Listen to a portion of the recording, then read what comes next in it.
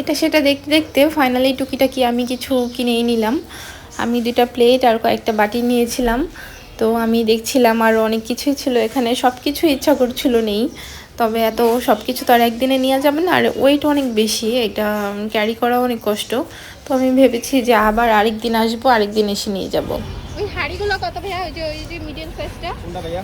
এই যে তো আমি এই হাঁড়ির দামটা জিজ্ঞেস করছিলাম ভাইয়ার কাছে, সে বলল যে 200 টাকা। হাঁড়িটা আমি নিয়ে আসি নাই সেই দিন, কারণ আমার আমার হাতে অলরেডি ব্যাগ ছিল, এই জন্য আমি ভাবলাম যে আজকে আর না, অন্য আরেক দিন নিব। তো এখানে অনেক সুন্দর সুন্দর জিনিস ছিল, আর এই যে সুন্দর একটা মাছের শেপ করা একটা হাফ প্লেট ছিল, এটাতে মাছ ভাজা, বিভিন্ন ধরনের ভর্তা, অনেক কিছু সার্ভ করা যাবে। তো এইটার প্রাইস ছিল হচ্ছে 150 টাকা।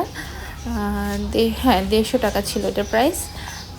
বার্গেনিং করলে হয়তো 10-20 টাকা কমাবে, তবে খুব বেশি একটা দাম চায় না ওরা, আর খুব বেশি একটা কমায়ও না, হয়তো 10 টাকা বা 20 টাকা কনসিডার করে। তো এখানে এত সুন্দর সুন্দর প্লেট ছিল। ও হ্যাঁ, আমি কিন্তু 2টা প্লেট নিয়েছিলাম এখান থেকে, একটু মিডিয়াম সাইজেরটা। তবে আপনারা যদি কিনেন তাহলে একদম বড় সাইজেরটাই কিনবেন, কারণ বড় সাইজ না হলে সব ধরনের খাবার, মানে একটু বেশি আইটেম থাকলে ডেকোরেশন করাটা একটু কষ্ট হয়ে যায়। তো আমি ভাবছি যে আমি পরে গেলে আরও বড় সাইজে 2টা বা 4টা নিয়ে আসব। আর এই কারি বাটি সেটটা আমি নিয়েছিলাম, এটার প্রাইস ছিল 100 টাকা।